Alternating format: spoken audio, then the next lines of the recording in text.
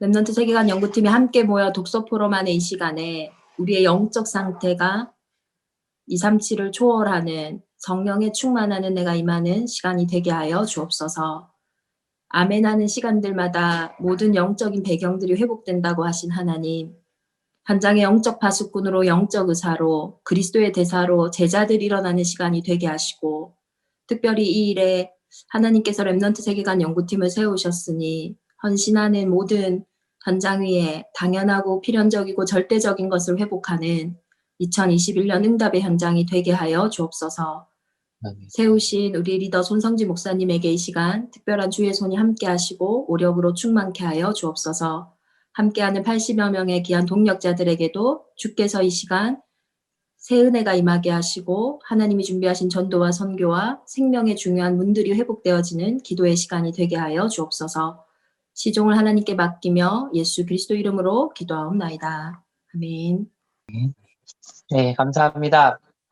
올해 주신 원단의 말씀, 정말 237 영적 통신망의 파수꾼 24, 그 말씀을 받고 실제 그것에 도전하고 또 결단하고 또 그런 언약 여정 속에 아마 전국과 세계에 흩어져 있는 우리 전도자들과 렘넌트들이 있을 겁니다.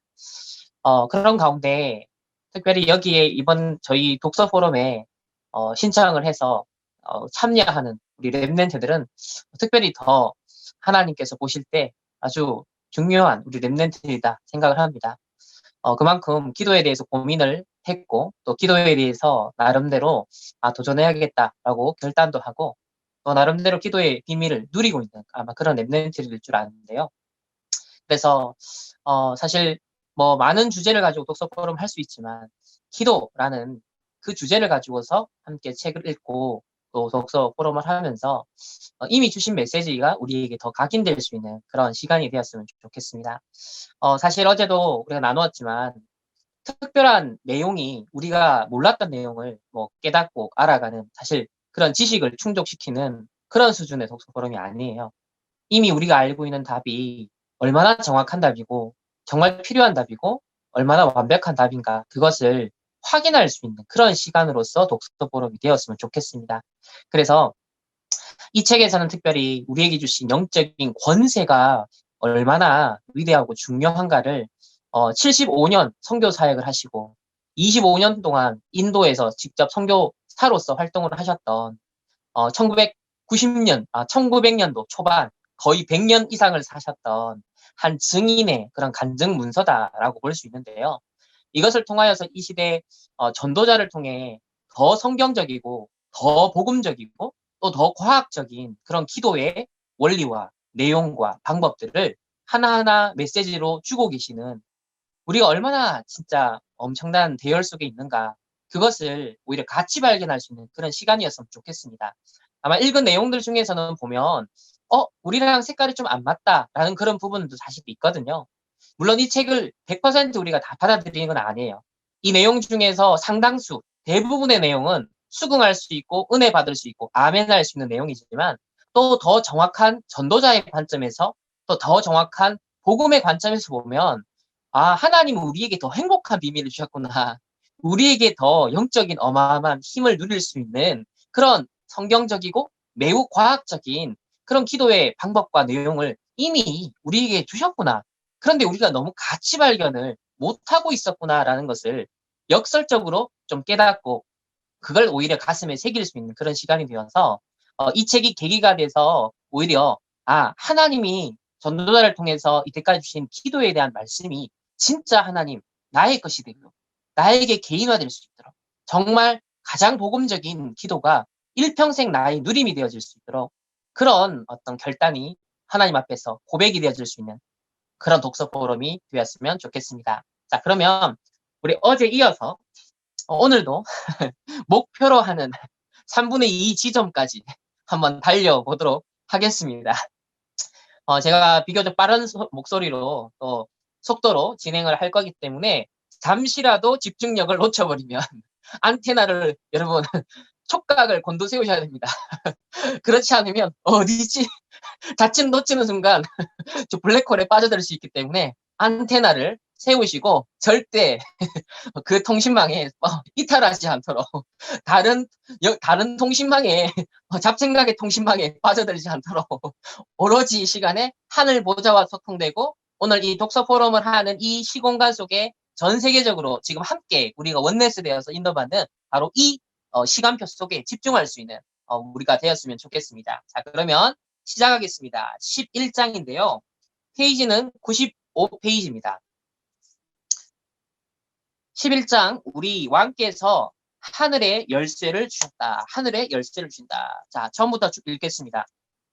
예수 그리스도는 우주의 절대자이시다. 그분은 보이는 것과 보이지 않는 것, 즉 물질계와 인간, 천사의 세계 등 만물을 만드신 창조주이시다. 삼위일체 하나님을 제외하고는 하늘의 모든 존재가 예수님에 의해서 창조되었다. 다음의 문장이 조금 신학적으로 문제가 있는 문장인데요. 죄를 범하여 사탄을 따르는 모든 영적 존재도 예수님이 창조하셨다라고 말을 하는데요. 사실 우리 개혁주의 신학에서는 이 견해를 받아들이지 않습니다. 예수님께서 사탄을 따르는 영적 존재를 창조하신 건 아니에요. 하나님께서 삼위일체 하나님께서 천지를 창조하셨을 때는 천사를 창조하셨죠. 하지만 인격적 존재이기 때문에 이 영적 존재인 자유의지를 가지고 있거든요. 그렇기 때문에 자기 자유의지의 그 본성에 따라서 선택을 하면서 죄성에 결국은 전락을 한 것이지 결국 이 천사의 타락이 문제인 것이지 예수님이 처음부터 이런 악한 영을 귀신을 창조한 것은 절대 아니다. 그래서 하나님의 이 창조 사역은 오로지 선한 것만 창조하셨다라는 것을 신학적으로 좀 분명하게 선을 그을 필요가 있을 것 같습니다. 자, 이어서 예수님은 아직도 그들의 궁극적인 절대자이시다. 세 줄 내려와서 사탄과 그의 모든 졸개는 예수님이 허락하신 범위를 벗어날 수는 없다. 사탄과 모든 악한 존재가 불못에 던져지고 더 이상 하나님과 인간에게 대항하지 못할 날이 속히 이르고 있다. 과학자들은 최신 과학 도구로도 우주를 보존하는 능력의 비밀을 캐내지 못하고 있다. 전자가 빛의 속도로 각 원자 핵의 궤도를 돌 수 있는 능력의 원천은 무엇인가? 수세기가 지나도록 천체의 수많은 별을 운행하는 능력은 무엇인가? 성경은 이러한 질문에 간단하게 답변을 한다. 그 해답은 바로 예수님이다. 예수 그리스도는 오늘날에도 절대자이시다. 예수님은 하늘과 땅의 모든 권세를 내게 주셨다라고 말씀하셨다. 그러니까 과학자들이 많은 신비로운 정말 우주의 신비들을 찾아서 나름대로 증명하려고 노력을 하지만 사실 극히 일부분이죠. 알 수 있고 증명할 수 있는 부분은 극히 일부분입니다. 그렇기 때문에 신비에 베일에 쌓여 있기 때문에 그 부분에 대해서는 사실 믿음의 영역이 훨씬 크거든요. 그러나 성경은 분명히 그 모든 주권자가 섭리자가 운행자가 바로 삼위일체 하나님 그 중에서도 바로 예수 그리스도시다라고 말씀하고 있습니다. 넘어가서 95페이지에 예수님은 역사의 열쇠를 쥐고 계신다. 이게 굉장히 중요해요. 역사가 우리 보통 인간, 휴먼 히스토리 이렇게 생각을 하지만 이 역사의 주권자, 주관자, 이 열쇠를 쥐고 있는 분은 바로 예수님이시다. 우리가 흔히 역사의 주인공 되신 예수 그리스도, 우리 신앙의 10가지 멸판 중에 성자 예수님에 대해서 말할 때 역사의 주인공으로 오셨다라고 고백을 하는데 그래서 예수님 오신 이전과 예수님 오신 이후를 우리가 역사를 기점으로 삼는 것처럼 실제로 영적으로나 또 일반적으로도 이 예수님이 역사의 주인공이다라는 것을 말합니다. 그래서 오늘날 이 반기독교적인 생각을 가지고 있는 엘리트들이나 학자들이나 또 일반인들은 사실 이 역사의 기점을 예수님을 중심으로 삼는 걸 되게 껄끄러워합니다. 어찌하든지 그것을 부정해 보려고 많은 노력을 하고 있고 그런 감정, 또 그런 이론, 그런 생각들을 사실 많이 갖고 있는 것 같아요. 그러니까 기독교가 조금 잘못하면 그걸 굉장히 부풀리고 더 많은 것들을 공격해 들어오고 또 그런 것들만 부각시켜가지고 굉장히 많이 공격을 하는 것 같습니다. 어쨌든 그들이 아무리 부정하고 아무리 역사 속에서 지우려고 해도 이 예수님이 역사의 주인공이시다라는 것은 부인할 수 없는, 부정할 수 없는 분명한 사실이라는 것 우리는 믿고 그래서 여기 보면 세 줄 내려오면 만물의 창조주이시기 때문에 처음이며 만물에 대한 최후의 결정권이 있기 때문에 마지막이시다. 인간과 사탄이 그분의 계획을 파괴하려고 애쓰지만 즉 구원 사역을 이루시는, 구속 사역을 이루시는 이 하나님의, 예수님의 계획을 파괴하려고 애쓰지만 예수님은 영원하신 이 계획을 수행하실 거다. 예수님은 바로 역사의 주인공이시다. 그러므로 우리가 인생을 통째로 역사의 주인공, 이 손에 내어 맡긴다 해도 결코 실수를 범하는 것이 아니다. 예수님은 죽음과 음부의 권세를 쥐고 계신다. 두 번째 줄에 보면 사망과 음부의 열쇠를 예수님이 가졌다라고 말씀합니다. 예수님이 허락하지 않으시면 어떤 병균이나 범죄자나 테러 분자도 우리를 어쩌지 못한다. 예수님이 허락하지 않으시면 어떤 폭풍이나 홍수도, 어떤 야수도, 어떤 세력이나 능력도 우리를 건드리지 못한다. 이것은 우리가 아무런 고통 없이 장수할 것을 보장한다라는 뜻은 아니다. 우리가 하나님의 건강 법칙, 그러니까 일반 은총의 법칙을 무시하고 제멋대로 산다면 심은 대로 거두게 될 것이다. 우리는 사고를 당하기도 하고 병에 걸리기도 한다. 그러나 이것은 예수님이 우리를 해하도록 허락하셨다는 의미는 아니다. 그러니까 구원받은 하나님의 자녀에게 일어나는 사건과 문제는 하나님께서 더 원하시는 궁극적인 뜻과 계획이 있다라는 거죠. 존 웨슬리는 나는 내 일이 끝날 때까지는 불멸이다라고 했다. 이 말은 우리가 하나님의 뜻 안에 있는 한, 성령의 인도에 민감하게 순종하는 한, 우리의 몸을 세심하게 돌보는 한, 우리의 생명과 죽음은 궁극적으로 우연이나 자연적인 사건, 다른 인간이나 사탄의 손에 의해서 지배를 받지 않는다라는 뜻이다. 자, 97페이지. 예수님은 다윗의 열쇠를 쥐고 계신다. 그리스도는 모든 문을 주장하는 주인이시다. 모든 음부의 권세가 힘을 합친다 해도 예수님이 한번 닫으신 문은 결코 억지로 열 수 없다. 바울은 전도 사역의 문을 여신 분이 바로 예수님임을 깨달았다. 바울처럼 광대하고 유효한 문을 열려고 한다면 예수님이 바로 그 문을 여시는 분이라는 사실을 기억하라. 그러니까 우리가 전도할 문을 열어주세요라고 기도하는데 이분도 이 바울의 전도가 바로 예수님께서 열어주신 문입니다. 그래서 전도할 문을 우리는 예수님께 구해야 된다. 만약에 이 시대 세계복음화 바울처럼 로마 복음화를 하고 싶다면 광대하고 유효한 전도의 문을 열려고 한다면 그 문에 열쇠를 가지신 전도의 문을 열쇠를 가지신 예수님께 우리는 구해야 된다라는 겁니다. 사탄의 면전에서 문을 쾅 닫고 싶으면 그때도 문을 닫으시는 분은 예수님이라는 사실을 기억해라. 우리가 닫은 문은 사람들이 열 수 있고 우리가 연 문은 사람들이 닫을 수 있을지 모르나 예수님이 열고 닫으신 문은 사람들이 어찌할 수 없다. 그분은 우리의 인생에 있는 문들을 주관하는 절대 주권을 결코 남에게 양보하지 않으신다. 그분은 바로 다윗의 열쇠를 쥐고 계신다. 자, 이 장에서 가장 하이라이트, 우리 전도자들에게 하이라이트는 바로 다음에 이어지는 내용인데요. 예수님은 우리에게 천국 열쇠를 주셨다. 베드로가 신앙 고백 후에 받은 그 천국 열쇠의 의미가 사실 이 저자가 말하고 해석한 것이 저한테도 굉장히 신선했거든요. 굉장히 재미가 있었습니다. 예수님이 결코 남에게 양도하지 않으시는 열쇠가 있는가 하면 우리에게 양도하시는, 우리에게 주고 싶어 하시는 천국 열쇠가 있다. 자, 이 측면에서 바로 그리스도 삼중직의 대사로 우리가 임명을 받았다. 우리 평신도들이 만인 제사장으로서 현장에서 바로 이 그리스도께서 하신 일을 대리 통치자로서 감당하는데 그 근거로서 그 무기로서 주신 게 뭐냐면 천국 열쇠를 너에게 주노니라고 했다라는 거. 이게 양도하신 부분 굉장히 중요한 건데요. 그래서 쭉 읽겠습니다. 이게 중요하니까. 너는 베드로라. 내가 이 반석 위에 내 교회를 세우리니 음부의 권세가 이기지 못하리라. 내가 천국 열쇠를 내게 주리니 네가 땅에서 무엇이든지 매면 하늘에서도 매일 것이요. 네가 땅에서 무엇이든지 풀면 하늘에서도 풀리리라.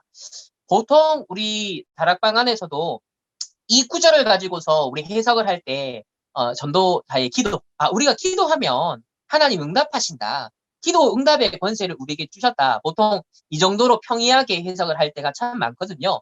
그런데 가만히 보면 이게 그리스도를 고백한 맥락이거든요. 최초로 제자 베드로가 그리스도, 주는 그리스도라는 이 복음을 발견하고 거기에 대해서 고백하는 첫 장면이란 말이죠. 그러면서 교회를 세운다고 그랬어요. 아직 예수님은 이 땅에 계신데, 아니 예수님이 가시고 나면 초대교회가 생성되는 건 이해가 되지만 아직 예수님께서 공생의 사역을 한참 하고 계시는 시점이죠. 그런데 예수님은 이미 무엇을 세운다는 계획을 갖고 있죠? 교회를 세운다는 거예요. 그러니까 이미 예수님의 계획 속에는 교회를 세워서 자신이 원래 했어야 될 모든 그 일을 대신하여서 위임할 기관을 세우겠다는 거죠. 그래서 왕 제사장 선지자로 오신 그 예수 그리스도는 다시 승천하여서 올라가시기 때문에 이 땅에서 제자를 남기시고 이 땅에서 그리스도를 머리로 삼고 지체를 이루고 있는 교회를 통하여서 한 예수님의 사역을 지속적으로 해 나가실 것을 벌써 염두에 두고 이 고백을 기뻐 받으시고 축복하시는 장면이에요. 그러니까 전도와 선교를 통하여서 예수님의 그 사역을 지속해 나가겠다. 누구를 통해? 교회를 통해. 전도자를 통해. 그래서 이 첫 고백자인 베드로를 축복하시면서 교회를 세우리니 음부의 권세가 사단의 권세가 이기지 못하다. 즉 영적 싸움을 하게 될 것인데 능히 이길 수 있는 권세를 주겠다라고 하면서 이 맥락에서 천국 열쇠라고 했거든요. 그렇다면 이건 전도와 선교의 측면. 그래서 예수님 승천 이후에 세워지는 교회가 지속해서 예수님을 대신하여서 대사 역할을 하게 되는 그 전도 선교의 맥락에서 주어진 권세. 이게 천국 열쇠를 해석하는 아주 중요한 키다라는 거예요. 그래서 저도 이 저자의 해석을 읽으면서 전도의 맥락에서 우리에게 주신 권세로서 이해할 수 있구나.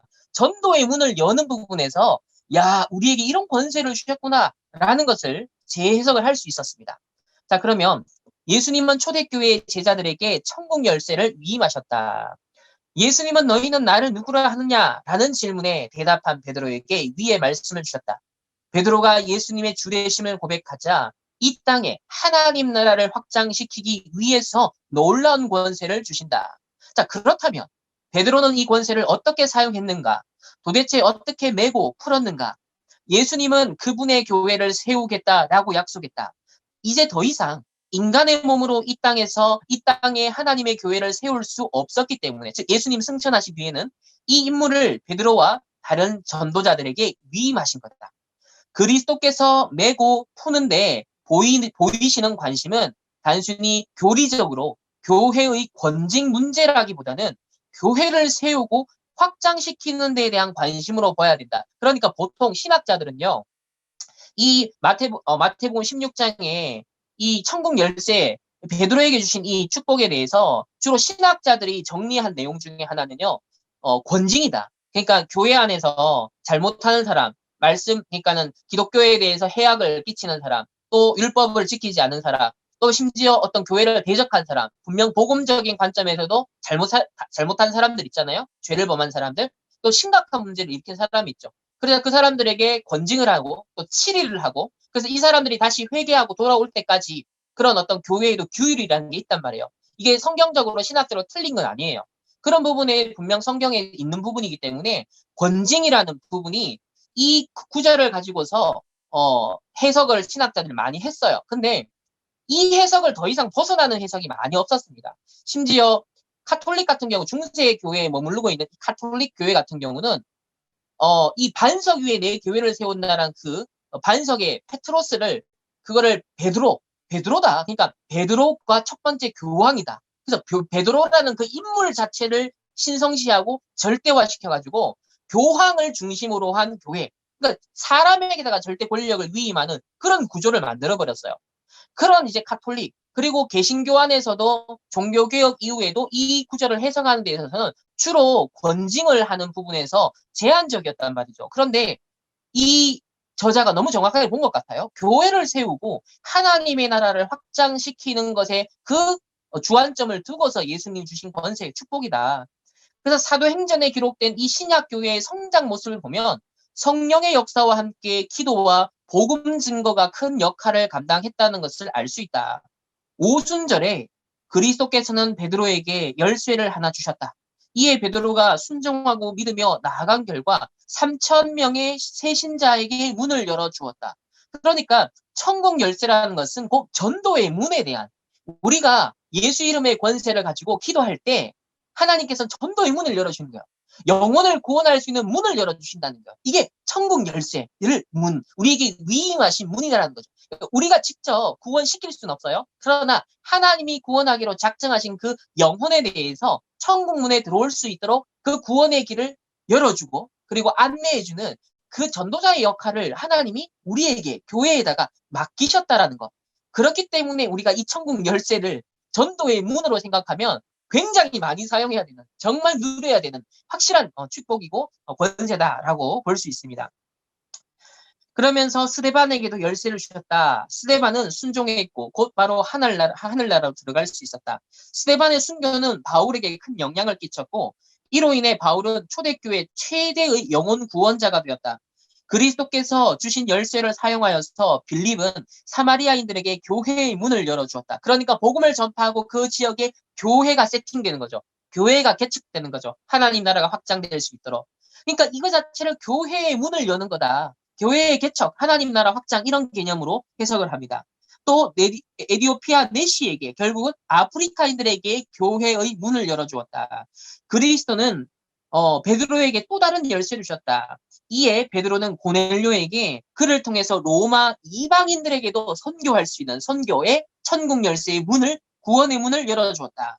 바울이 빌립보, 데살로니가, 아덴, 고린도, 에베소, 골로새 등의 도시 그 밖에 알려지지 않은 많은 마을과 촌락에 교회를 설립하며 하나님 나라를 확장시켜 나갈 때 이런 여러 열쇠를 주셨다. 바울은 계속 순종하고 기도하면서 복음을 전하는 방법으로 교회를 세워 나갔다. 그러니까 단순히 봉사활동 해가지고 교회를 세운 게 아니라 사회적으로 뭐 인권운동 이런 거에서 교회가 본질 아닌 비본질적인 것을 해가서 이 열쇠를 사용한 게 아니라는 거예요. 근데 오늘날 교회가 자꾸 주신 이 천국 열쇠를 전도와 선교의 맥락에서 사용하지 않고 뭐 인권운동이다, 사회운동이다, 복지운동이다, 자꾸 뭐 밥 퍼주기 운동이다. 이런 식으로 세상 단체들도 잘 할 수 있는 걸 가지고서 자꾸 기독교의 위상을 높이려고 하거든요. 자꾸 기독교가 욕먹으니까 사회적으로 인정받기 위해서 그런 식으로 몸부림을 친단 말이에요. 이게 자칫 속을 수 있다는 거예요. 항상 교회의 본질은 복음을 누리고 복음을 전파하고 복음을 전하는 방법으로서 전도, 선교, 하나님 나라 확장을 교회에게 주신 어마어마한 열쇠고 권세라는 것. 이 본질을 절대 놓치지 말아야 된다는 거예요. 그러면 이 시대에 우리를 5천 종족, 237 나라를 살릴 이 언약의 대열, 전도운동의 대열 속에 우리가 초청받았습니다. 그러니까 237 나라 복음화 5천 종족에 대한 이 교회의 열쇠, 천국의 열쇠, 하나님 나라 확장시키는 열쇠를 누구에게 주셨다? 우리에게 주셨다는 거예요. 그러니까 이건 교만할 이유가 아니라 너무 부끄럽고 너무 어떤 면에서는 감사하고 정말 아이고 너무 하나님 죄송합니다. 나같이 이렇게 연약한 자에게 5천 종족에게 복음의 이 하나님 나라 교회를 개척할 수 있는 열쇠를 주셨어? 이걸 두고서 우리가 기도할 수 있는 중보 기도자들로 영적 파수꾼들을 부르셨어? 와 주여 이렇게 영광을 돌려야 되는 사실 우리는 그 자리에 초청을 받았다라는 거죠. 그래서 이 천국 열쇠라는 것에 대해서 굉장히 가슴 벅찬 어마어마한 권세를 진짜 주셨다라는 것을 진짜 제가 확인할 수 있었습니다. 쭉 이어서 예수님은 시대마다 그분의 사역을 수행해 나갈 그리스도인들을 찾으신다. 바로 서밋 삼중직의 대사로 우리를 찾으신다. 예수님은 마태복음에서 이 진리를 되풀이하셨다. 매우 중요하기 때문이다. 예수님은 베드로의 뒤를 이을 모든 그리스도인들을 포괄하는 의미에서 너희는 라는 복수형 대명사를 사용하고 있다. 그러니까 눈앞에 보이는 예수님의 제자들만 의미하지 않는다라는 거예요. 베드로만 말하지 않는다는 거예요. 복수형 대명사로서 시대마다 하나님이 예비하신 남은 자들, 이 일을 수행할, 이 열쇠를 사용할 남은 자들을 가리켰다라는 거죠. 그래서 진실로 너희에게 이르노니 무엇이든지 너희가 땅에서 매면 하늘에서도 매일 것이요 무엇이든지 땅에서 풀면 하늘에서도 풀리리라. 진실로 다시 너희에게 이르노니 너희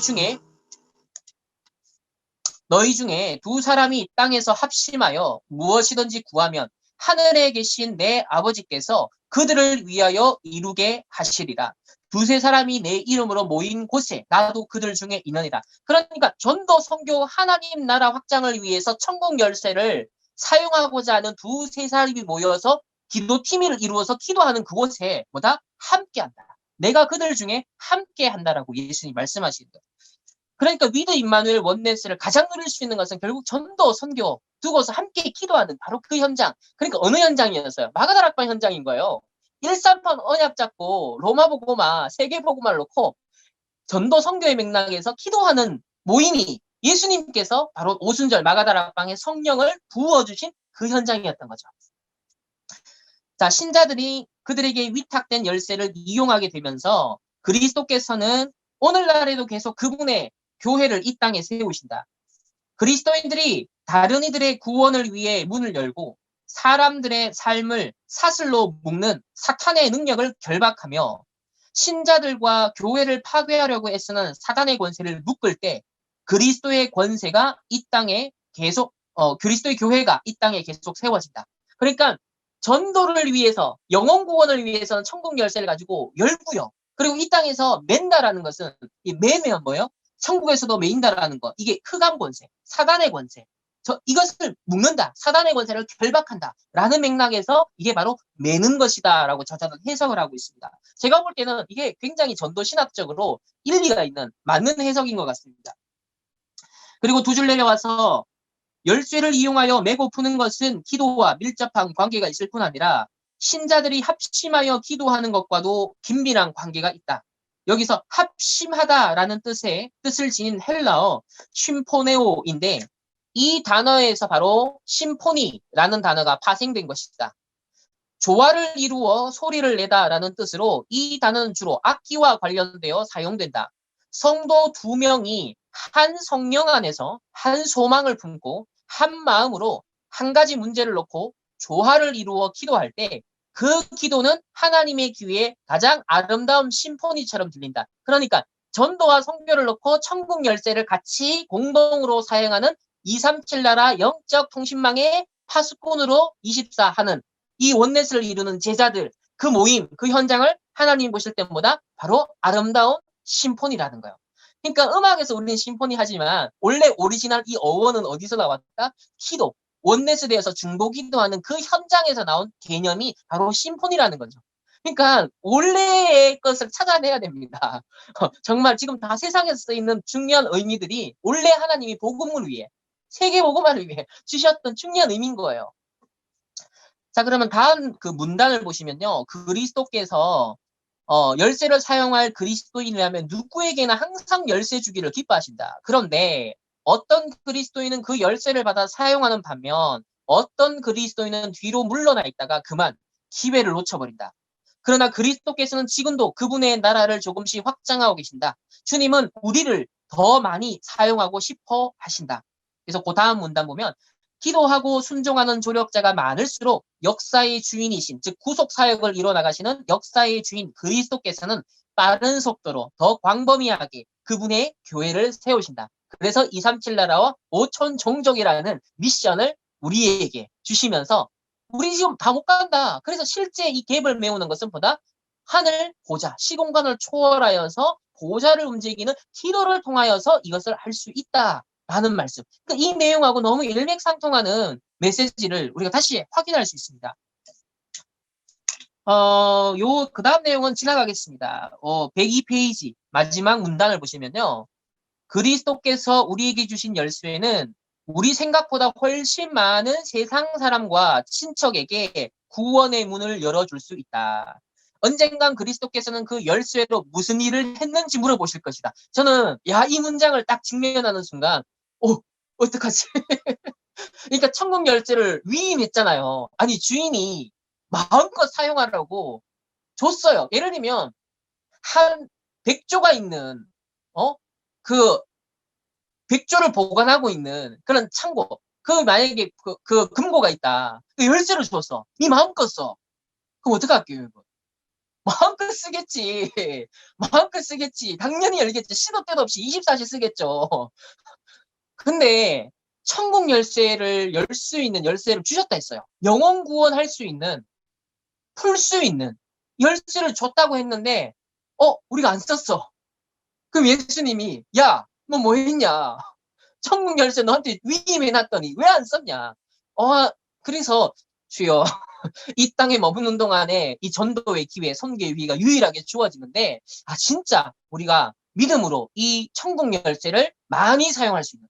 그래서 많은 전도와 선교의 이 열매가 하나님 앞에서 정말 그 면류관으로서 하나님 보실 때도 착하고 충성된 종아 정말 칭찬할 수 있는 그런 앞으로 하나님 앞에 부름받는 그 시간표가 있을 텐데 딱 제가 이 문장에서 좀 그런 부분을 묵상할 수 있었습니다. 그래서 얼마나 많은 사람에게 천국문을 열어주었는지, 또 얼마나 많은 사람을 위해서 사단의 의혹에 불신앙의 문을 닫았는지, 와, 이거 보면서요. 그렇지, 영혼 구원을 위해서도 기도하는 천국 열쇠를 써야 되지만 이 사단의 불신앙의 문, 지옥으로 끌고 가는 이 흑암의 문을 막는 권세도 우리에게 주어졌는데, 우리는 이 권세를 사용하지 않고 불신앙의 인본주의에 전부 다 황폐되는 그 늪지대에 헤매도록 우리가 가만히 있었구나. 이거를 꺾을 수 있고 막을 수 있는 열쇠가 우리에게 있는데, 그래서 이 열쇠 사용에 대한 양 측면을 두 가지다. 전도 선교의 맥락에서 하나는 흑암을 꺾을 수 있는 맥락에서, 이게 우리에게 주어진 권세라는 것, 이 장에서 가장 묵상할 수 있었던 부분이고요. 그래서 그리스도께서 그분의 교회를 세우시고 그분의 나라를 확장시키기 위해 세우신 유일한 계획은 우리에게 천국 열쇠를 주시는 것이다. 맞잖아요. 예수님은 승천했죠. 성령은 우리에게 주셨는데 복음을 전할 수 있는 유일한 사람은 우리밖에 없는 거예요. 복음 받은 사람밖에 없는 거예요. 뭐 인공지능이 암만 발전해도 뭐 전도자 인공지능 로봇이 정말 영혼 구원 시킬 수 있겠냐?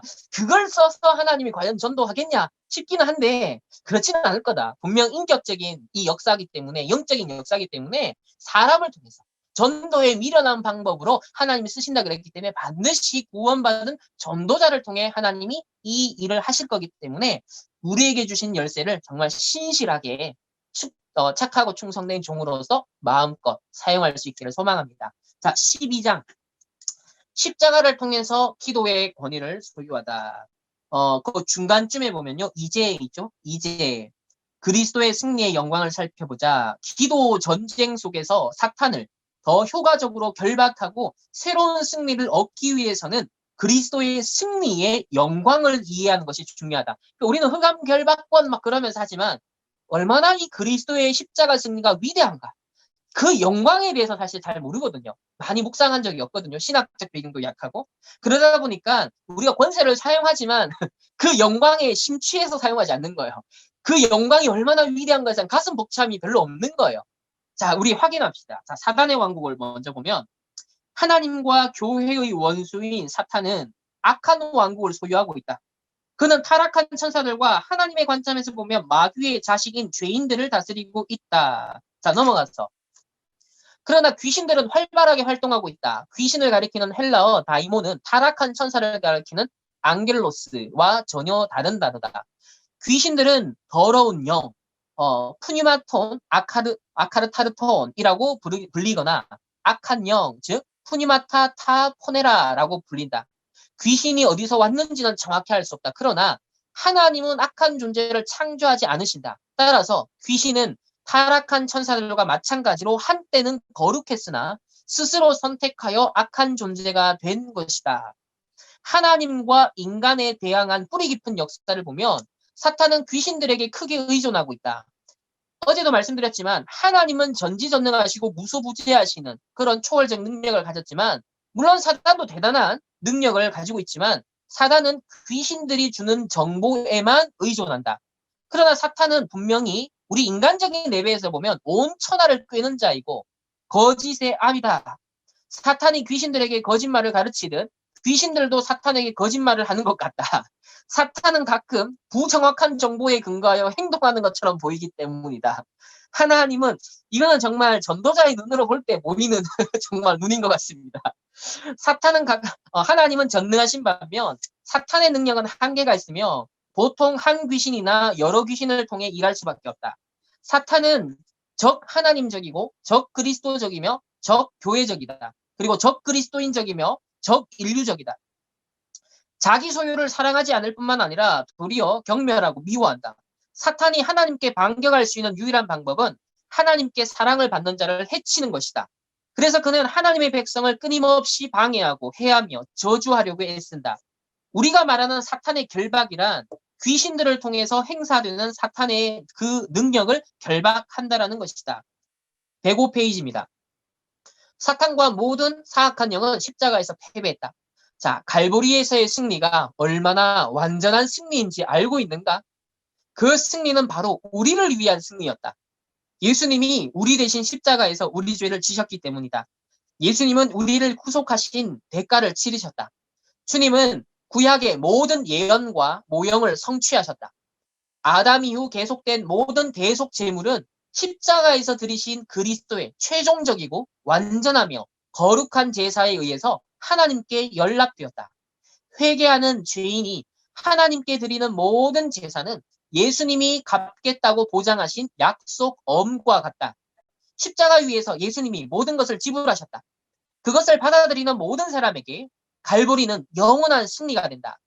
여기서 예수님이 십자가 위에서 모든 것을 지불하셨다라는 것이 그 대상이요. 사탄이 아니에요. 우리 사단 배상설을 믿지 않습니다. 이건 신학적으로 틀린 오류가 있는 사상입니다. 흔히 사단에게 자꾸 십자가에서 뭐 피 흘리셨다. 사단의 머리를 꺾으셨다 했지만 그 사탄에게 예수님이 그걸 보상하신 게 아니에요. 대신 피 흘림을 하신 게 아니라 공의의 하나님, 그러나 동시에 사랑의 하나님. 그래서 하나님께서 분명 죄의 삭은 사망이라고 했기 때문에 하나님 앞에 갚으신 겁니다. 그래서 이게 사탄이 절대 그 대상자가 아니라는 것 기억하시고요. 이 갈보리의 승리는 하나님의 계획을 위한 승리이기도 했다. 인간과 영원히 교제하려던 하나님의 원래 계획은 언젠가 의로운 새 땅에서 다시 시작될 것이다. 타락한 인간은 갈보리의 승리로 모두 회복될 것이다.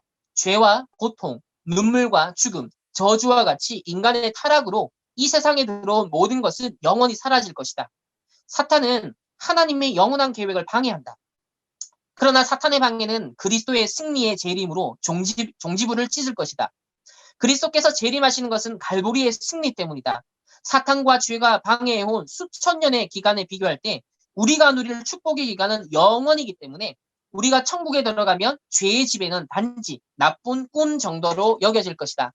그러나 사탄에서 갈보리에서의 이 그리스도의 승리는 완전하고 영원하며 치명적인 패배였다.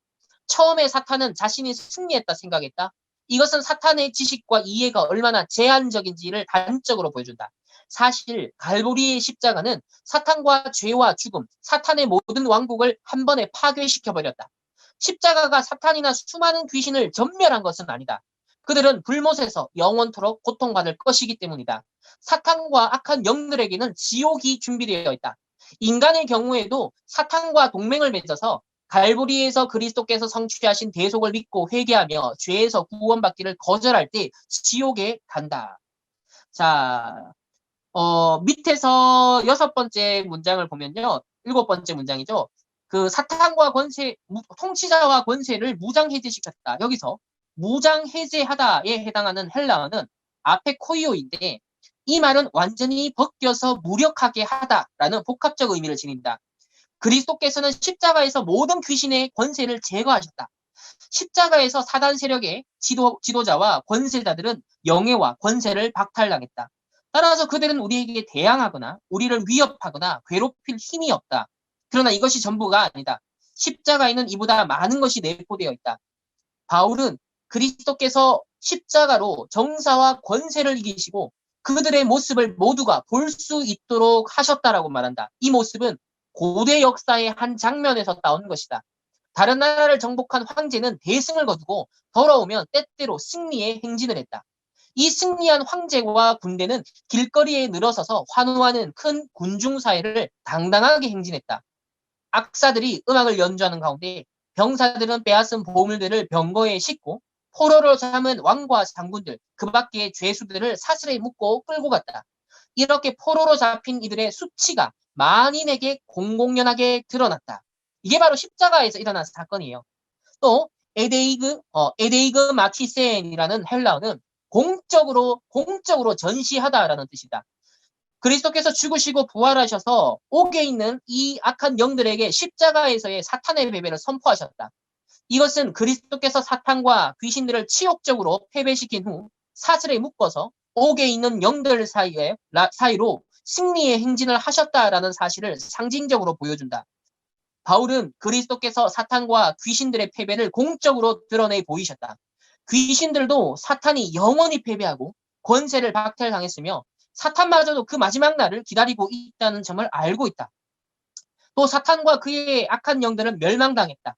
멸망하다라는 말은 헬라어 카타르게오인데 행동하지 못하게 하다, 무용지물로 만들다라는 뜻이다. 성경은 인간을 영적으로 위협하던 파괴의 능력이 그리스도의 죽음과 재림으로 완전히 정지되었음을 보여주기 위해서 이 용어를 거듭하여서 사용하고 있다. 사탄의 모든 권세와 능력마저도 십자가에서 파멸되었다. 마지막으로 멸망할 최후의 적은 죽음이다. 결국 사탄과 악한 통치자들을 포함해서 사탄의 모든 세력이 멸망할 것이다. 한 일곱 줄 내려와서 발판, 여기 발판이라는 부분요. 그리스도의 발 아래에 있다. 이 발판이라는 은유적 표현은 여호수아 10장 24절에도 잘 설명이 되는데 이 구절은 여호수아가 장군들에게 포로가 된 왕들을 이 가나안 땅의 왕들을 죽이기 전에 발로 그 목을 밟으라라고 명령한다. 그러니까 이게 창세기 3장 15절에 뱀의 머리를 상하게 한다라는 그 그림자가 여러 시사가 되는데 여기 보면 여호수아가 이 적군들의 목을 이 발로 밟으라라는 그 장면에서도 나타나고 있습니다. 예수님은 언젠간 모든 패배한 영을 발로 밟으실 것이며 승리한 전사인 우리도 그들을 발로 밟을 것이다. 그러고 나서 주님은 이들을 지옥에 던져 넣으실 거다. 귀신들은 자신들이 패배했다는 것과 자신들이 결국 어떻게 될지를 알고 있다. 그들이 우리와 우리의 기도를 무서워하는 이유도 바로 그것 때문이다. 자, 그리고 109페이지 넘어와서 그 가운데쯤 보면요. 사탄은 우리 발 아래에서 실제로 상하게 한다. 그러니까 너희 발 앞에 상하게 할 거다. 이 사단을 속히 사단을 너희 발 아래에서 상하게 할 거다. 평강의 하나님이 이 말씀에서 상하게 하다라는 것은 쉰 트리보, 짓밟아서 가루로 만들다. 완전한 패배를 말한다. 또 제자들에게 내가 너희에게 뱀과 정갈을 밟으며 같은 의미라는 거죠. 원수의 모든 능력을 제어할 권능을 우리에게 주었다. 그래서 마지막 그 밑에서 세 번째 줄 보면 갈보리에서의 그리스도의 영광스러운 승리 위에서 그리스도 이름으로 우리는 사탄의 권세를 결박하고 패배시켜야 한다. 이게 우리에게 주신 흑암을 묶을 수 있는 권세입니다. 자, 그렇다면 다음 장에 보면 이제 구체적으로 믿음의 명령을 사용하라라고 말씀하고 있습니다. 110페이지에 보면 그 두 번째 문단에 우리 앞에 놓여 있는 이 산이요. 하나님이 축복하시기 위해서 하나님이 놓으신 산이 있는가 하면 111페이지에 보면 거기 두 번째 문단이죠. 다른 하나는 우리 길을 가로막기 위해서 전도자를 방해하기 위해서 사탄이 놓는 산도 있다라는 거예요. 그래서 세 줄 내려와서 어두운 귀신의 세력과 영적 전투를 하고 있다. 하나님의 일을 방해하고 예수님의 이름을 욕되게 하기 위해서 사탄과 그의 세력이 우리의 길을 가로막고 있다. 그래서 바울도 데살로니가 가는데 여러 방해를 받았다라고 했습니다. 그래서 하나님은 이 사단이 우리를 가로막고 있는 것, 그걸 원치 않으세요. 우리가 권세를 사용하여서 이 산을 옮기기를 원하십니다. 사탄의 산들을 이 믿음의 명령을 사용하여서 옮겨야 된다는 것을 말씀하고 있습니다. 112페이지.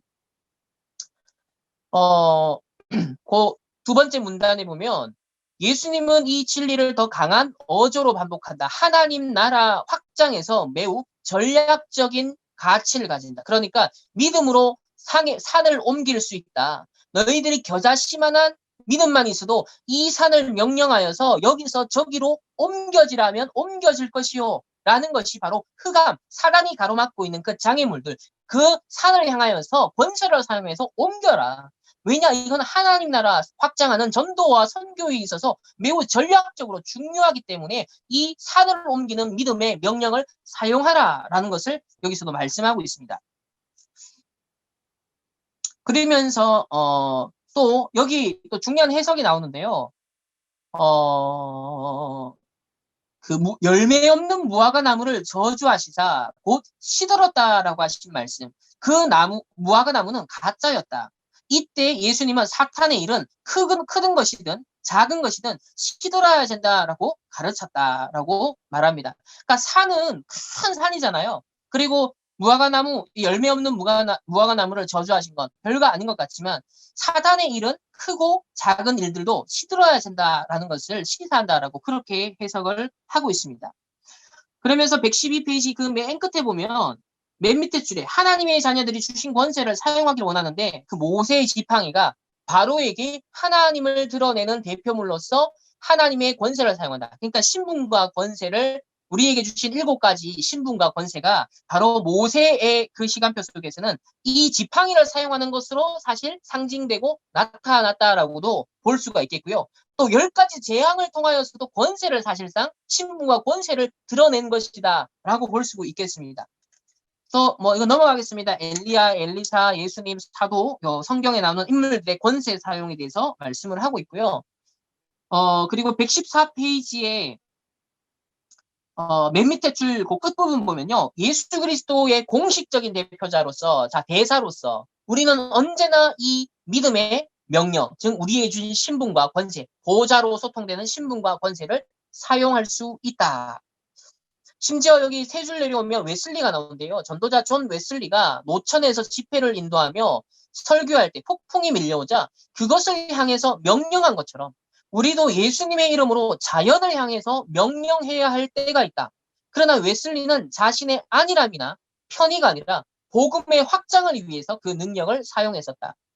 믿음의 명령은 기도의 대치물이 아니라 꾸준한 기도 생활이나 영적 전투에서 자연스럽게 나오는 부가적인 순종의 단계다. 그러니까 아무 기도 영적 서밋의 어떤 기도 누림 없이 그냥 예수 이름 권세 명하는 이게 아니라 평상시에 기도를 쭉 누리는 이 24시 속에 믿음의 이 영적 상태 속에서 결정적으로 이거는 권세를 내가 사용하고 꺾어야겠다라는 뭔가 부딪힐 때 있죠. 그때 명령을 사용해서 실제로 권세를 가지고 꺾어야 된다. 이 사단을 묶어야 된다라는 거예요. 그리고 거기 2줄 내려오면 참 이거 되게 중요한데요. 믿음의 명령은 우리가 사탄의 영역을 침입할 때, 사탄의 방해물을 공격할 때, 사탄의 저항을 물리치려고 할 때 사용해야 하는 공격적인 기도 전쟁의 요소이다. 그러니까 우리가 복음을 누리는 기도도 있지만 실제 그 누리는 상태의 연장에서 때로는 공격적으로 사단의 영역을 침범하기 위해서 공세적으로 서야게 되는 이 명령을 하는 권세기도. 이것도 굉장히 중요하다라는 것. 그래서 그 사례들을 밑에 한번 쭉 볼게요. 되게 중요하더라고요. 자, 여러분의 현장을 떠올리면서 한번 생각해 보세요. 한 지역에서 어떤 중요한 어떤 지역, 나라, 한 지역에서 나가라고 사단에게 명령하고자 할 때, 복음에 대항하는 것을 멈추라고 사탄에게 명령하고자 할 때, 한 가정이나 개인, 마을을 악한 영의 흑암으로 덮고 있는 것을 철회하라라고 사탄에게 명령할 때, 그러니까 237 나라 특별히 5천 종족에는요, 이 대결이 엄청 많이 일어날 거라는 거예요. 실제로 이 마을을 장악하고 있는 막 주술사들이 장악하고 있는 거기에 흑암을 꺾을 수 있는 이 능력 대결, 권세를 실제로 사용해야 되는 믿음이 우리 이제 렘넌트들 전도자들에게 필요하다는 겁니다. 그리스도를 쫓기를 주저하는 사람의 의지를 더 이상 속박하지 말라고 사탄에게 명령하고자 할 때, 낙심한 사람이 마음의 평화를 누리도록 그에게서 떠나라고 사탄에게 명령하고자 할 때, 한 개인이나 가정에서 손을 떼라라고 사탄에게 명령하고자 할 때, 다음 페이지. 새신자를 혼란스럽게 하는 것을 그만두라라고 명령하고자 할 때, 하나님의 자녀를 박해하지 말라라고 사탄에게 명령하고자 할 때, 더 이상 병으로 괴롭히지 말라. 또 더러운 유혹으로 우리에게 다가오는 사탄을 뒤로 물러가라. 하나님의 백성이 분열되는 것을 부추기지 말고 떠나가라. 거짓 이적과 표적, 기적을 멈추라. 사자의 울음소리와 비슷한 포효로 믿는 이들을 놀라게 하는 일을 그만두라. 그에 속한 귀신들을 제어하라. 어떤 사람에게서 떠나라.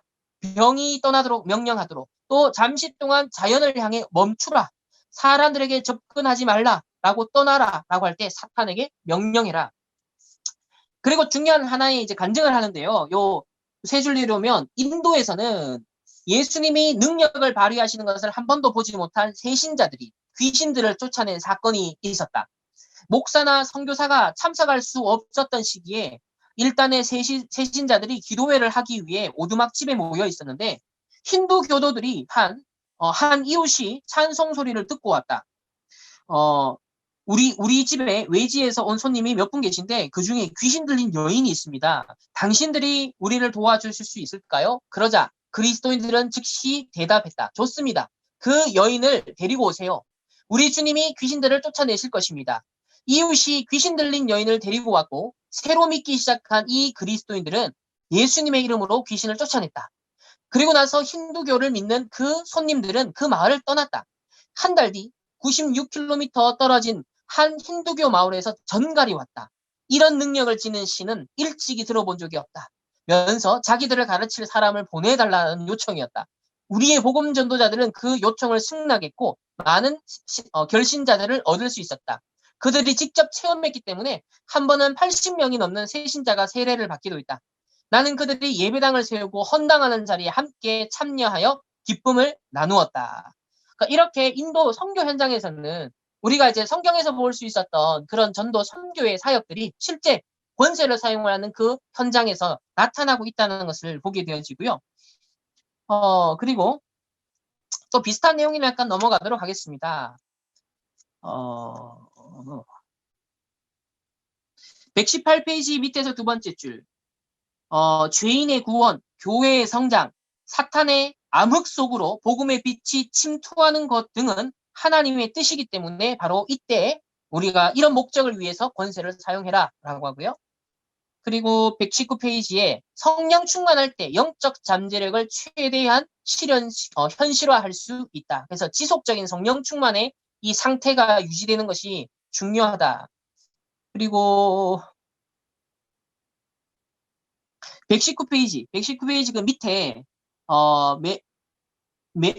밑에서 다섯 번째 줄을 보면 우리의 적은 혈과 육이 아니라 그 이면에 있는 사탄의 세력인데 때때로 사탄은 거짓 산이나 예수님이 꾸짖으신 열매 없는 무화과 나무와 같은 거짓 성장을 볼지도 모른다.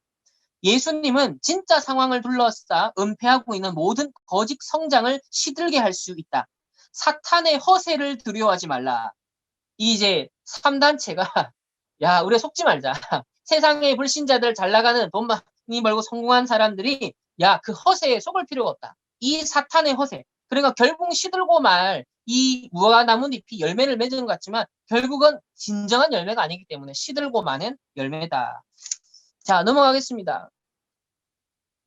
이 120페이지에 중간쯤에 보면 제가 제일 마음에 드는 이 장에서 제일 마음에 은혜가 됐던 구절이에요. 그 앞에 그 위에서 그 위에 세 번째 줄 보면 우리는 그리스도와 함께 죽고 그분과 함께 부활했다. 영적으로 그리스도와 함께 승천하여 이제 그분과 함께 보좌에 앉아 있다. 또한 함께 일으키사 그리스도 예수 안에서 함께 하늘에 앉히시니 하면서 우리가 하늘 보좌와 영적으로 연합돼서 함께 앉아 있다. 그 보좌에서. 그러니까 앞에 놓인 산을 두려움으로 올려다보지 말라. 예수님의 옆자리에서 그 산을 내려다봐라. 보좌에서 이미 패배한 적인 사탄을 내려다봐라. 이게 영적 서밋이구나. 이게 영적 서밋 상태구나. 그러니까 현실과 사실 앞에 막히지 말고 진실을 넘어 영적 사실을 보면서 야, 우리가 어디에 있냐. 그러니까 윤 목사님이 내가 어디에 있냐. 자꾸 나는 어떤 사람이 이게 아니라 내가 어디에 있느냐. 그걸 확인해라. 배우고 확신하니래 거하라 했거든요. 우리 보좌에 있는 보좌에 하늘 보좌에 함께 그리스도와 함께 이 왕노릇을 사실은 영적으로 믿음으로 하고 있다라는 거죠. 권세를 사용함으로써. 그렇기 때문에 하늘 보좌에서 흑암 권세를 함께 짓밟고 있다. 그래서 패배한 적을 사탄을 내려다봐라. 이런 우리의 엄청난 신분 권세를 진짜 누려야 된다. 121페이지에 이것도 또 마음에 들어. 신앙의 발걸음을 내디디라.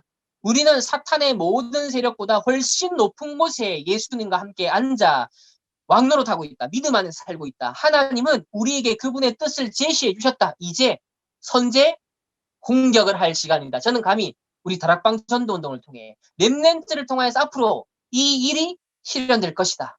이걸 하나님은 분명 지금 준비하고 있는 대열 속에 우리가 있다라고 확신을 합니다. 그래서 홍해 앞에 두려워 떨지 말고 여리고 앞에 주저하지 말라.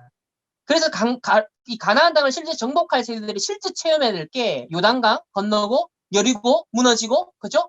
이런 체험들을 앞으로 우리가 실제로 해 나감에 있어서 1세대 전도자들 어른들은 그리스도 충격받으면서 막 하나님 쓰셨어요. 이제 우리 렘넌트들은 이미 그리스도 아는데 실제적으로 그리스도의 당위성을 체험하고 확인하면서 이 믿음을 가지고 신분과 권세를 사실적으로 체험하는 아마 영적 전쟁의 현장이 우리에게 남아 있을 것이다. 그러니까 쫄 필요 없다. 하늘 보좌에서 내려다보면서 선제 공격을 가하는 폭격을 가하는 그런 우리 이제 공중에서 오히려 이 흑암을 꺾을 수 있는 이런 하늘 보좌와 소통되는 자리에 있다는 것을 확신해야겠습니다. 그래서 이 반석 위에 내 교회를 세우리니 음부의 권세가 이기지 못하리라 했고 그 중간에 있는 내용이에요. 그리스도 안에서 우리의 지위는 확실하기 때문에 사탄은 우리를 잡거나 짓밟거나 파괴할 수 없다. 음부의 문들을 통해서 사탄이 내보내는 그 어떤 귀신의 세력도 우리를 이기지 못한다. 그러나 하나님은 우리가 단지 요새를 지키거나 사탄에 대항하여 전선을 사수하는 것에 만족하지 않으시고 분명히 공격하기를 원하신다. 한 줄 내려와서 하나님은 우리가 수동적으로만 충실하기를 원치 않으시고 우리가 공격적으로 신앙생활하기를 원하신다. 음부의 문들을 급습하여서 사탄을 실패시키기를 원하신다. 우리가 사탄의 세력이 오랫동안 고수하고 있는 소굴에서 그들을 쫓아내기를 원하신다. 우리가 사탄을 내버려두면 사탄은 우리에게 위협을 가하려고 악을 쓴다. 기도만 오래 되풀이하지 말고 주도권을 잡은 후에는 사탄을 그의 요새에서 축출하라. 그 소굴이 어떤 사람의 마음이든 생각이든 어떤 특정한 상황이든 간에 사탄을 그곳에서 추방하라. 그저 방어만 하지 말고 예수님을 위하여서 공격하라. 여호와를 찬양하면서 전진하라. 그런 행진하는 우리 군사들이다. 라고 말하고 있습니다. 자, 넘어가겠습니다. 시간이 벌써 이렇게 됐네. 오늘 내용 초반이 좀 중요해서 너무 상세하게 거의 다 읽다 보니까 진도가 너무 많이 안 나갔네. 어떡하지? 한 10분 정도, 10분 정도 해서 최대한 한번 뽑아보도록 하겠습니다. 자, 14장 기도는 그리스도께서 하나님임을 입증한다. 이 내용도 중요한데 어떡하지? 자, 처음에 보면 수세기 동안 다른 종교가 세력을 장악하고 있던 나라들은 그리스도께서 살아계신 참 하나님임을 증명해 보여야 된다. 그러니까 예수가 그리스도로만 선포하는 것이 아니라 살아계신 신이다. 살아계신 유일하신 하나님이다라는 것도 입증이 돼야 된다는 거예요. 그래서 주는 그리스도시요 살아계신 하나님의 아들이라는 이 고백이 있죠. 이거 여기서 중요한 고백이에요. 그래서 복음을 처음 들은 개인이나 가정은 혼란스러워한다. 그들은 기독교의 복음이 진리임을 어떻게 알 수 있을까? 이들이 처한 공경은 우상 숭배에 깊이 빠진 구약의 이스라엘의 백성과 비슷하다. 그래서 한 줄 내려와서 거짓 선지자들은 참 선지자들에게 정면으로 도전했다. 거짓 신들은 백성의 충성심을 놓고 여호와와 경쟁했다. 이 여호와께서 이적을 통해서 그분이 보내신 선지자가 참 선지자이며 그분이 가르치신 교훈이 참 교훈임을 확증하셨다. 두 줄 내려오면 비기독교 지역에 앞으로 이제 5천 종족, 237 나라의 이 비기독교화 복음이 거의 전파되지 않은 지역에는요. 처음 복음을 전할 때 어떻게 해야 그 지역 사람들이 복음의 귀를 기울일까? 어떻게 해야 선조들의 종교를 떠나서 이른바 이방인의 신에게 돌아오게 도울 수 있을까? 그러니까 이 사람들 입장에서는 이 여호와 신이 이방인 신인 거죠. 조상의 신을 버리고 새로운 기독교의 하나님을 믿기로 결정하면 노골적인 박해를 받는 경우가 있다. 사회적으로 추방을 당하기도 하고 집과 가정을 잃을 수도 있다. 더 이상 교육 혜택을 받지 못할 수 있다. 그러니까 부족에서 축출당할 수도 있거든요. 더 나아가 육체적인 타격을 입을 수도 있다. 심지어 살해의 위협을 당할 수도 있다. 자, 이런 상황에서는 그리스도께서 살아계신 하나님임을 증명해야만 한다. 그래서 성경 시대처럼 이방 종교가 큰 영향력을 행사하는 시대에는 그리스도의 주권적인 능력과 임재의 증거를 보여줄 때 새로운 신자를 얻을 수 있다. 그래서 실제 권세 사용하면서 능력 대결이 특별히 이러한 5천 종족이 있는 선교 지역에서는 앞으로 우리 렘넌트들에게도 체험되어질 수 있는 그런 믿음의 사건일 수 있다는 것을 우리가 열어둘 필요가 있다는 거죠. 그래서 그 러시아 선교 초창기 류 목사님이 거기에 막 안진뱅이들이 나고 막 기적이 일어났었다. 근데 한국에 와서 안진뱅이 안 일어난다. 그러니까 그 상황에 따라 시대적 상황에 따라 현장의 상황에 따라 얼마든지 초월적인 역사가 일어날 수 있다는 것에 대해서 우리가 앞으로 5천 종족을 놓고 기도할 때는 이런 믿음의 능력에 대해서 열어둘 수 있는 믿음이 필요하다는 겁니다. 자, 넘어가겠습니다.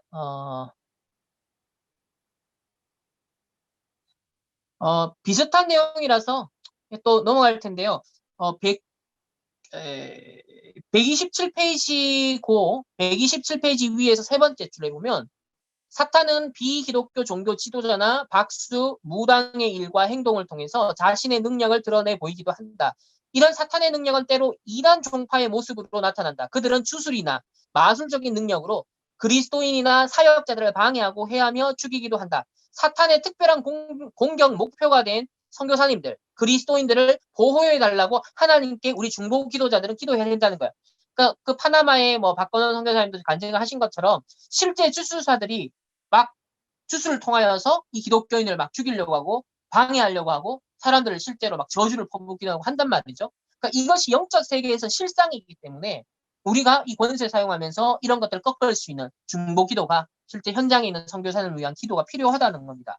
자, 넘어가서 128페이지에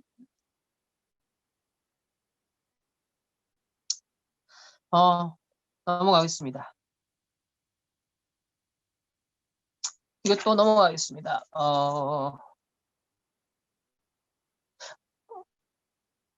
130페이지에 보면요. 그 두 번째 문단에 한 인도 병사가 인도 중부 지역에 주둔하고 있을 때 우리가 새로 세운 교회에서 그리스도를 영접했다. 그러니까 이게 또 이런 제자가 있구나 확인할 수 있었는데요. 그 후에 그는 복음 전파 속도가 느리고 교회도 별로 없는 인도 북서 변방인 카시미르 지방에서 전 지방으로 전속가게 됐다. 새 복무지에 도착했을 때 그는 수년간 귀신 들려 있다가 무슬림 부인 이야기를 들었다. 있다라는 무슬림 부인 이야기를 들었다. 친척들이 그 여인을 유명한 이슬람 성지로 데리고 다니며 귀신을 쫓아내려고 했으나 아무런 소용이 없었다. 그 여인의 비참한 상황을 들은 병사는 그리스도인으로서 동정심에 이끌렸다. 그는 예수님의 이름으로 그 여인을 위해 기도할 수 있게 해달라고 가족에게 간청하며 허락을 받았다. 그런데 그가 기도하자 여인은 순식간에 귀신에게서 해방이 되었다. 그 일로 그 지역 무슬림들이 발칵 뒤집혔다. 그중 중한 심장병을 앓고 있는 무슬림이 찾아와서 예수님의 이름으로 기도해달라고 요청했다. 그리스도인 이 병사는 기쁨으로 기도하자 그 병자는 병이 나았다. 그 다음에 갑상선에 커다란 종양이 생긴 여인이 기도를 요청했는데 또다시 그 병사가 기도하자 2주일이 안 되어 종양이 사라졌다. 얼마 후 하나님께서 한 장소를 바쳐 존경을 표할 수 있을 것이라는 생각한 무슬림들이 그 병사에게 와서 당신의 하나님을 섬겨야 할 장소가 필요하지 않소라고 제의했다. 그리고는 상중턱 우뚝 솟은 곳에 3,500평이 넘는 땅을 주면서 교회 짓는 것을 도와주겠다라고 제안했다. 그 지역 주변 수 킬로미터 내에 교회나 복음 사역자가 없었기 때문에 병사는 그 제의를 받아들였다. 그리고 나서 자신이 그리스도를 영접한 교회의 목사에게 다급한 전가를 보냈다. 이곳의 사람들은 그리스도인이 되고 싶어 합니다. 그런데 저는 일개 병사일 뿐입니다. 누군가 와서 도와주셔야겠습니다. 그렇게 해서 그 지역의 소수의 기독교 공동체가 세워지게 되었다.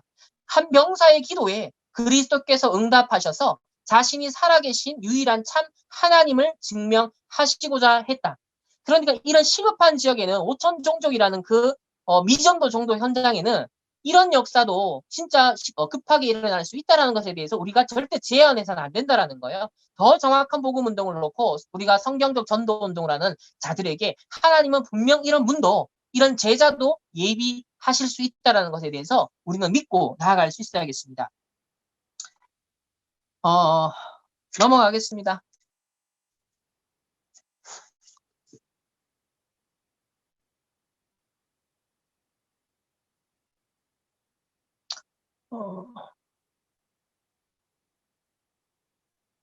시간이 9시 4분인데,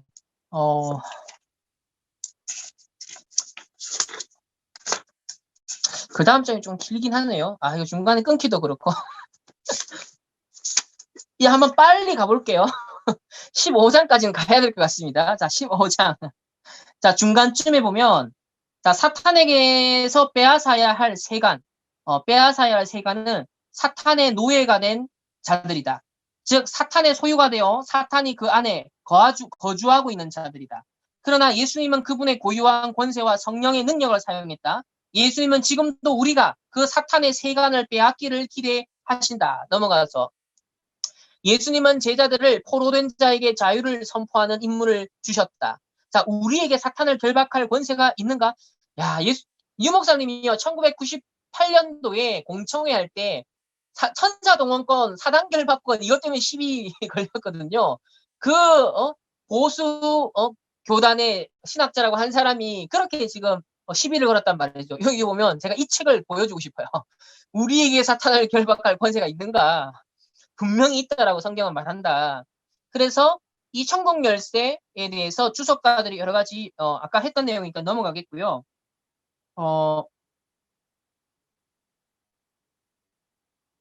134페이지 그 밑에서 두 번째 줄 보면요. 그리스도께서는 그분의 교회를 세우기로 결심하셨다. 교회를 세우는 일에는 그분의 능력과 함께 우리의 순종이 필요하다. 메고 푸는 일은 그분의 교회를 세우는 일과 매우 중요한 관계가 있다. 그리스도께서는 우리가 메고 푸는 일에 참여하기를 기대하신다. 하늘의 권세와 능력이 우리가 메고 푸는 일을 지지해 줄 것이다. 메고 푸는 일은 합심하여 기도하는 것과 연관이 있다. 합심하여 기도하는 일에 반드시 많은 인원이 필요한 건 아니다. 합심하여 기도할 때 예수님이 그곳에 함께 하신다. 메고 푸는 일은 주로 우리의 기도를 통해 성취하신다. 자, 그런 면에서 지금 237 나라 5천 진짜 보고만 하고 싶냐? 우리 불가능하다. 그러면 뭐야? 237 나라 영적 통신망의 파수꾼으로 서라. 거기에 안테나를 세워라. 라고 말씀하는 거예요. 그러니까 똑같은 미션을 우리에게 주십니다.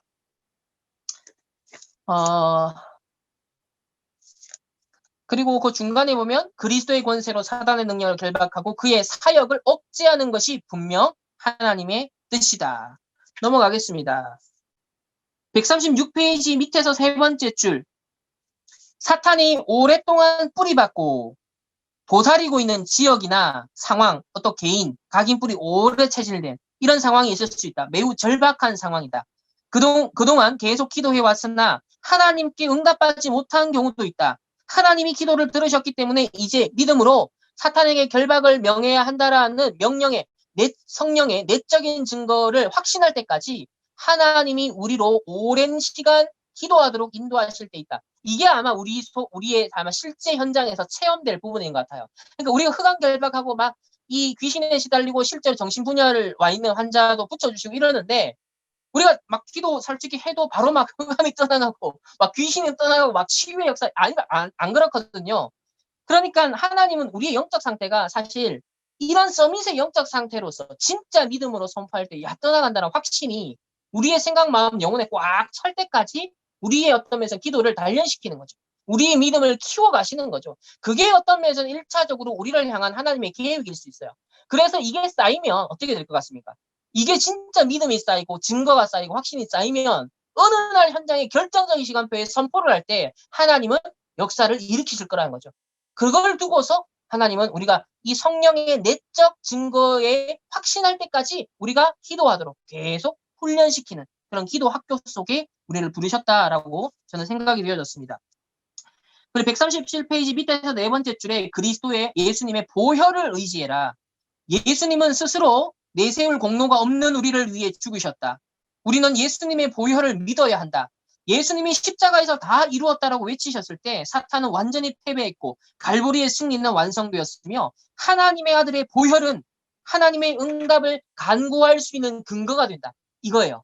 예수님의 그 십자가 보혈이 우리가 응답, 신분간구에서 누릴 수 있는 근거가 된다. 이제 우리는 어린 양의 피로 사탄을 이길 수 있다. 사탄의 요새와 세력에 대항할 때 우리는 예수님의 보혈을 의지해야 된다. 우리의 기도 전쟁은 주님을 위한 것이다. 우리가 사탄에 대항하는 것은 예수님의 이름의 영광을 위해서다.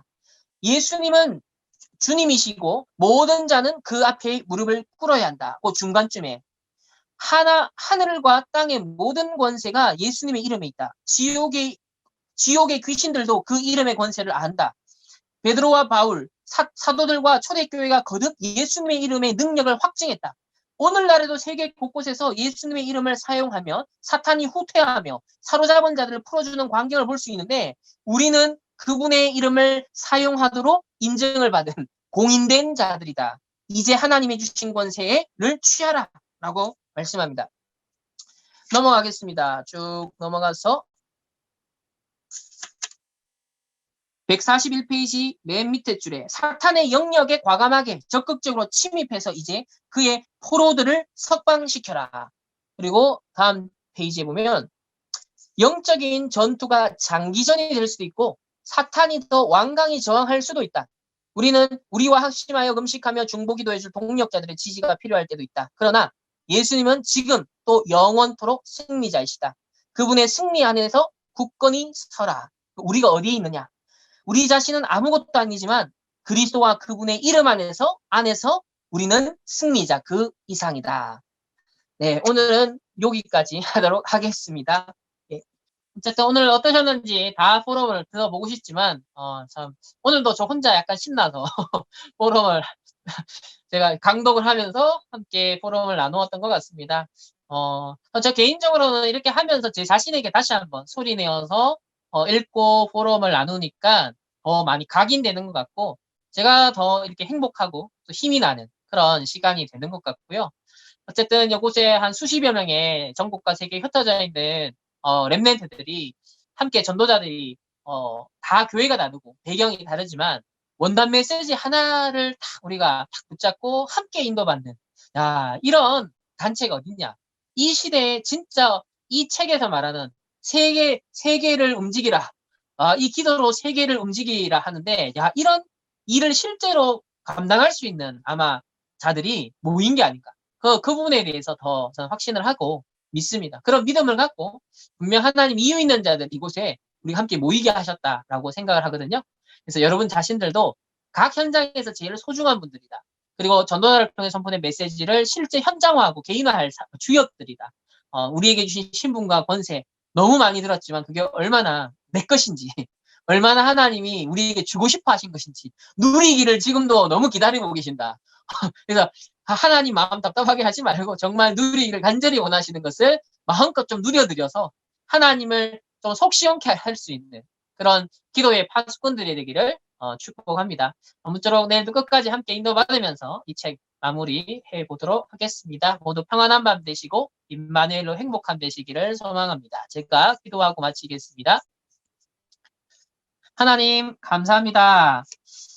전국과 세계에 흩어져 있는 우리 귀한 렘넌트들 전도자들을 이 시대에 정말 237 나라 실제 살릴 영적 통신망의 파수꾼들로 또 중요한 안테나를 세울 수 있는 주인공들로 하나님이 우리를 불러주시니 감사합니다. 이번 독서 포럼을 통하여서 하나님이 내게 주신 것이 얼마나 위대하고 얼마나 소중한 것인지 우리가 알았던 것이 미처 가치 발견을 많이 못했다라는 것을 다시 한번 저희들이 발견하면서 정말 신분과 권세가 전부구나.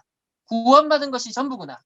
그리스도께서 하늘 보좌에서 정말 위드 임마누엘 원넷으로 함께 하시겠다라고 약속하신 그것이 전부구나라는 것. 정말 세상 끝날까지 모든 족속으로 모든 민족으로 복음이 전파되는 그 맥락 속에서 하늘과 땅의 권세를 가지신 그분이 보좌에서 우리와 함께 하신다라고 분명히 약속하셨는데 하나님 그게 무슨 말인지 더 깨닫게 하시고 더 확인케 하시니 감사합니다. 이제 이 확인된 것을 나의 확신으로 나의 누림으로 나의 현장 속에 가져갈 수 있는 우리 모든 렘넌트들 전도자들 기도의 파수꾼들이 될 수 있도록 주님 축복하여 주옵소서. 감사드리며 살아계신 예수 그리스도의 이름으로 기도합니다. 아멘.